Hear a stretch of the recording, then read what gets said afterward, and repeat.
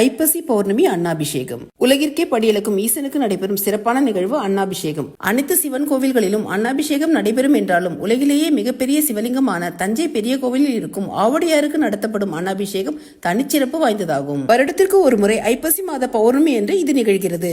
ஐப்பசி மாத முழுநிலவு நாளில் முதலில் 5 வகையான பொருட்களால் இறைவனுக்கு அபிஷேகம் செய்யப்படுகிறது. பின்னர் வடித்து ஆற வைத்த அன்னத்தை கொண்டு அபிஷேகம் செய்யப்படும். சிவலிங்கத்தின் திருமேனியில் மேலிருந்து கீழாக அன்னத்தை வைத்துக் கொண்டே வருவார்கள்.